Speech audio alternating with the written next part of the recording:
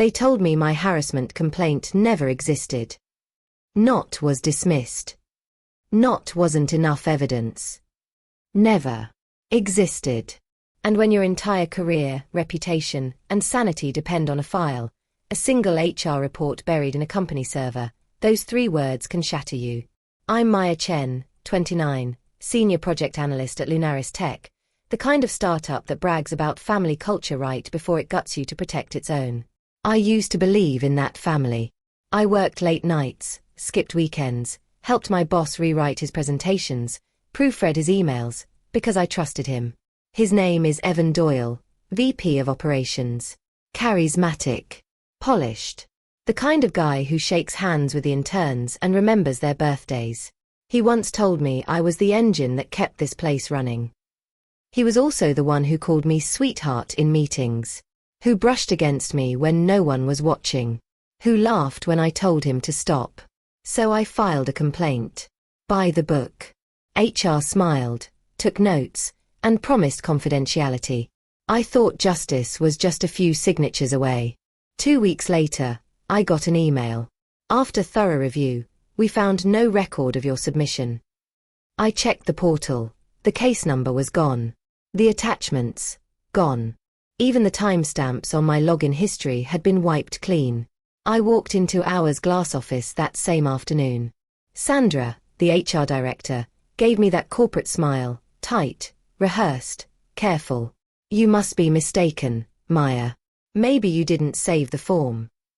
I stared at her monitor, reflecting in her glasses.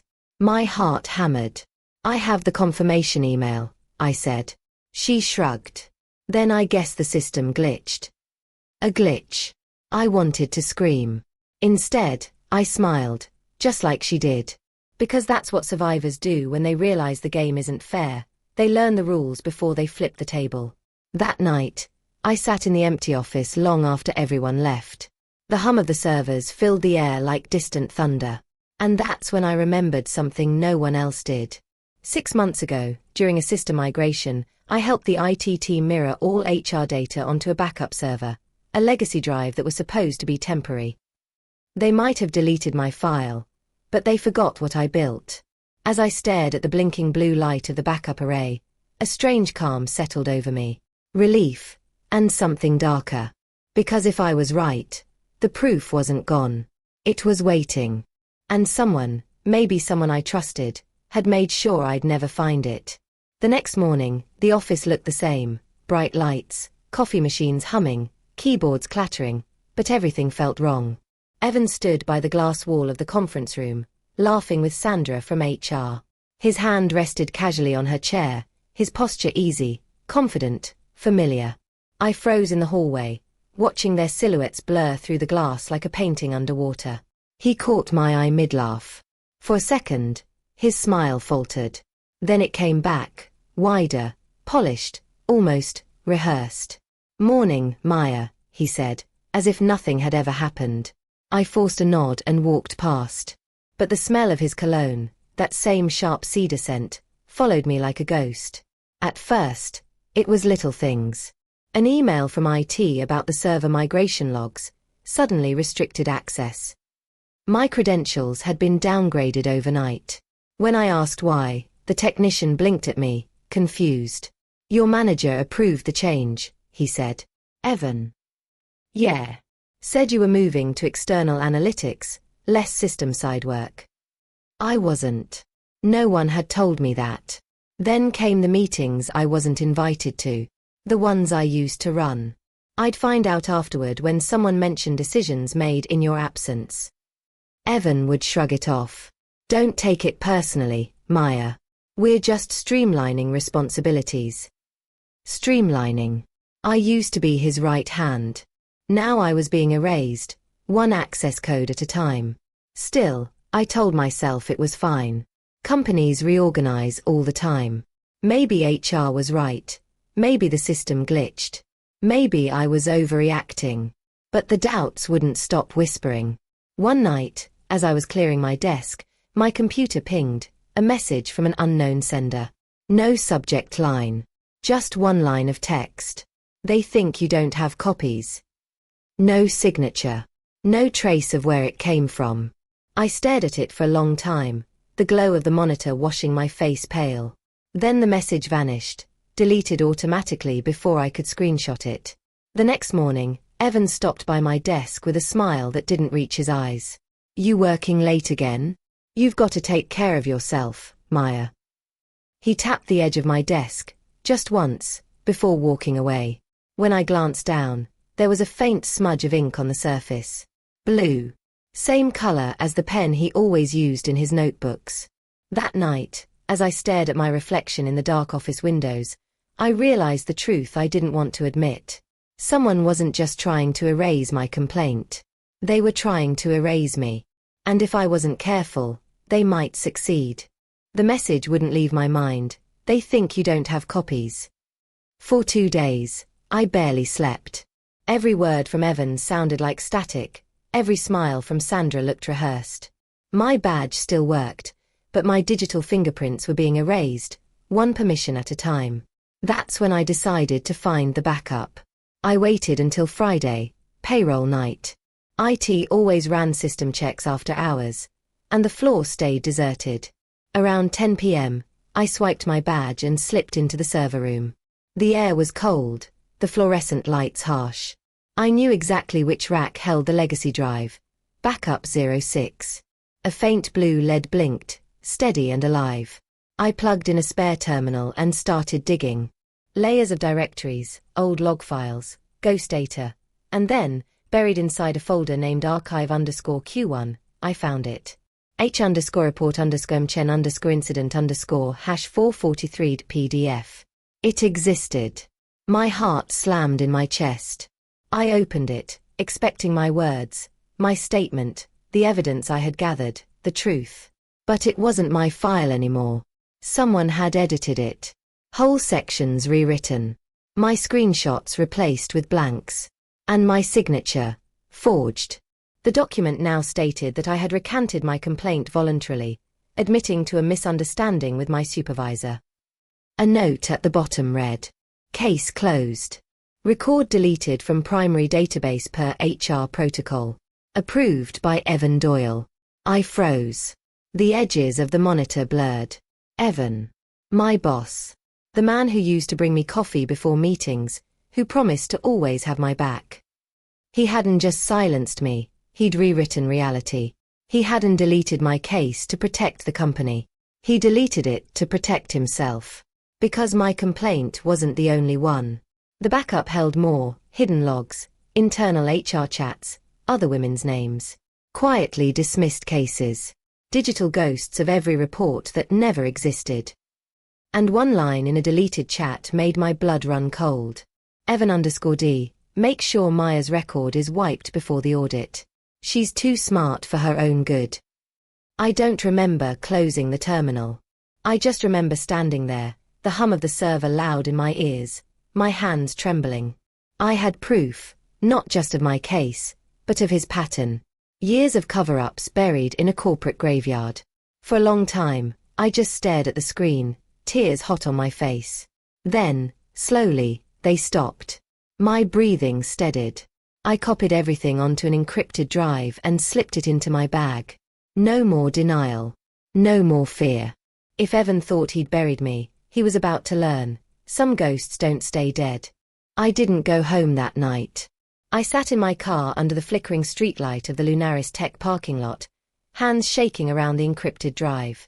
It was supposed to feel like victory, proof in my hands, the truth finally unearthed. Instead, it felt like grief.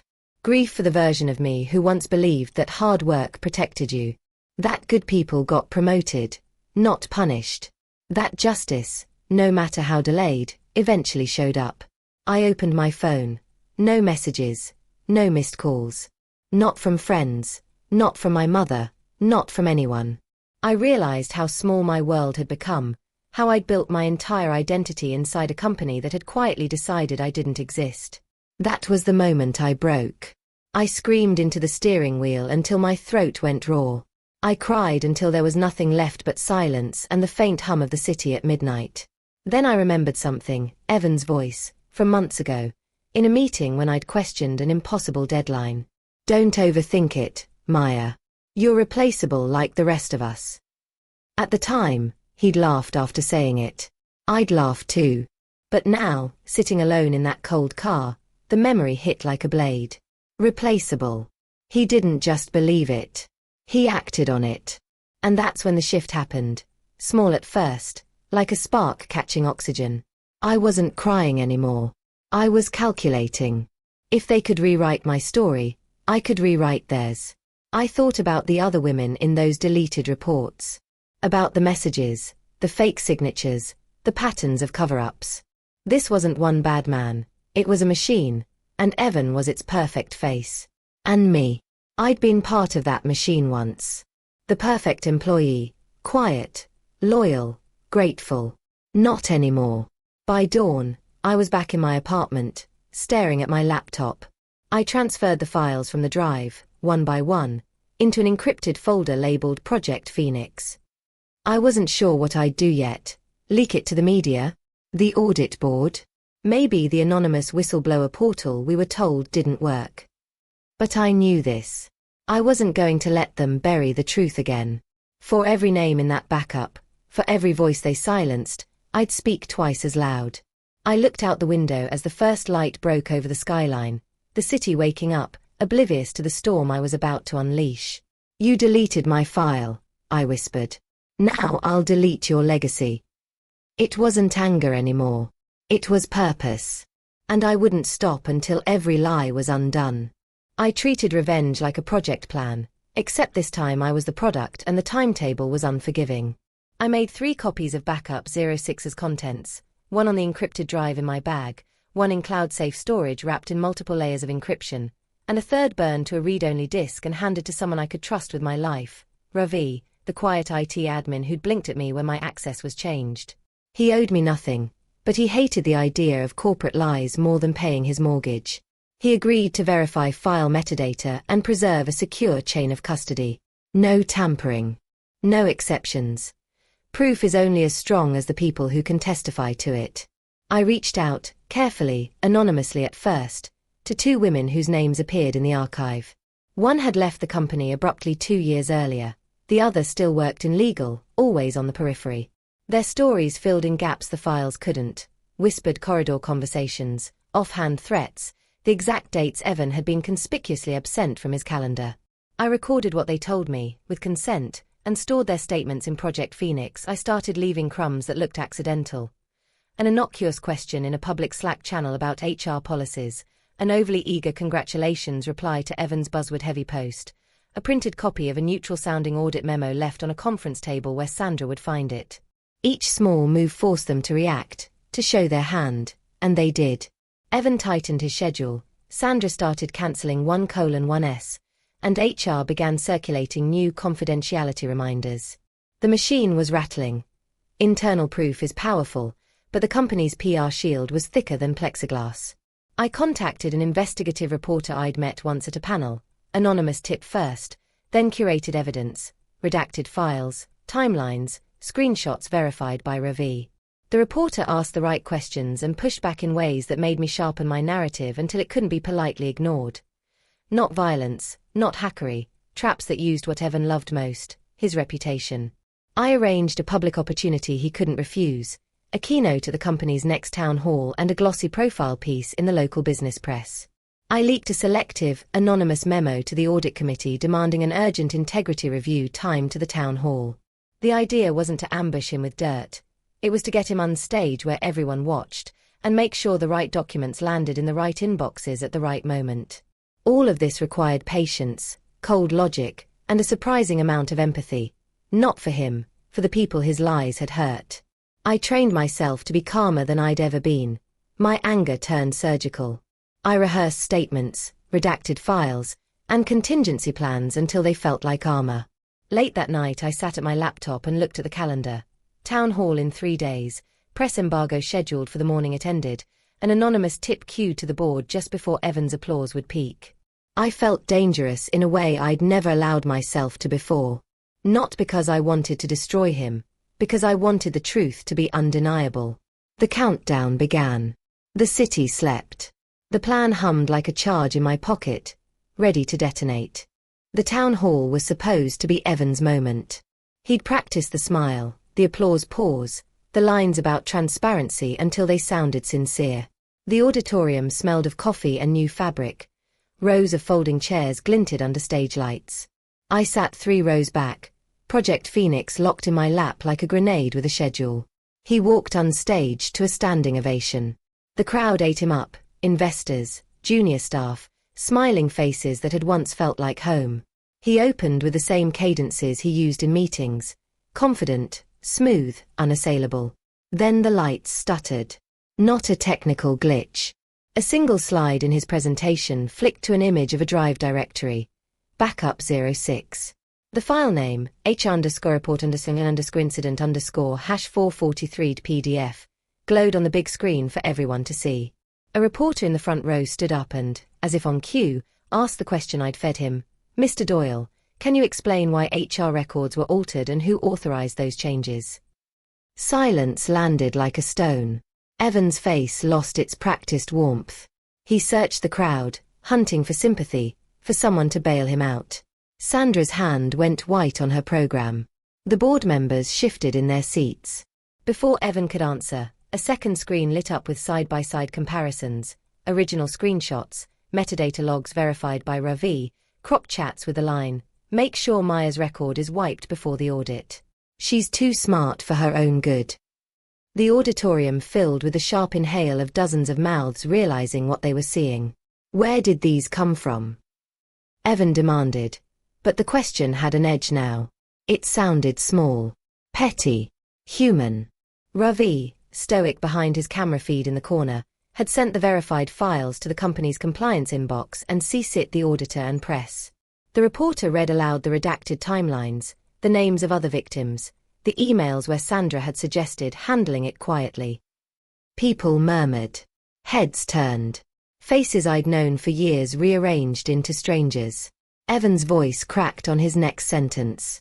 He tried charm, then denial, then anger. None of it held. The board chair excused himself mid-meeting to take a call. Within an hour, the company put Evan on immediate leave pending investigation.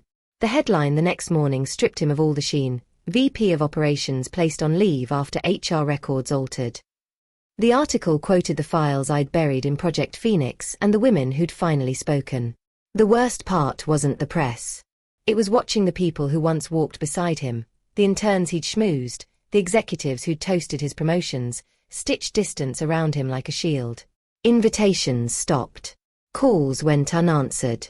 At lunch, his former allies pretended not to see him as he hurried past the cafeteria, shoulders hunched under the weight of every public gaze.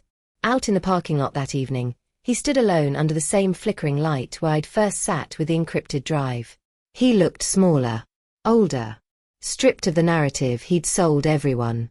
I should have felt triumphant, vindicated in a way that hurled the air from my lungs. Instead, I felt a quieter thing, the hollow that follows revenge fulfilled. The files were out. The world had shifted. Justice, imperfect and messy, had arrived. They told me my harassment complaint never existed.